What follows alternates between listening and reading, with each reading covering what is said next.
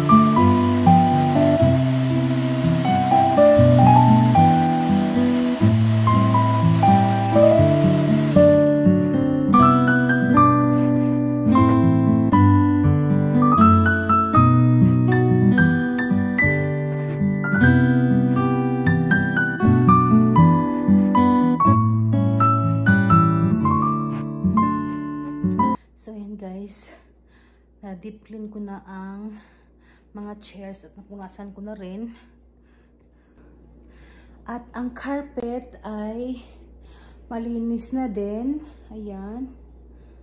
Mamaya, pag natuyo na siya guys, babacuumin ko na naman guys. So, ayan. Pinapatuyo ko lang siya guys.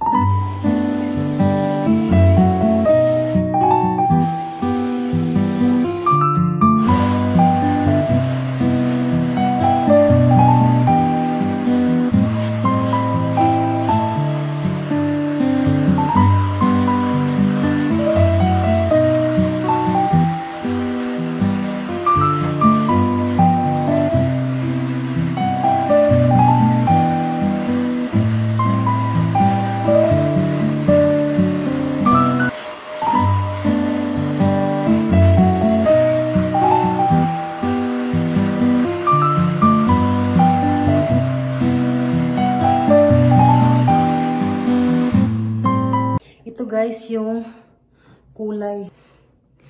Ayan.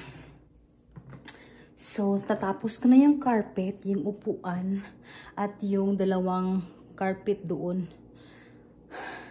So, ito siya guys. 'Di ba? Madumi. Ayan. Ngayon ay malinis na. Ipapatuyo ko na lang sila guys. Hindi kasi natin maiiwasan guys sa party. Yung mga bata ay nakapaa sa labas tapos papasok sa loob. So, yun guys, kaya nilinis ko to para matanggal yung mga dumi-dumi. Alikabok, mga ganyan guys. Hindi ko siya matatapos lahat ngayon. So, bukas na naman ay yung stairs at saka yung mga kwarto. I-general cleaning kasi today is sa baba. So, magpapatuyo na lang ako guys ng mga carpet.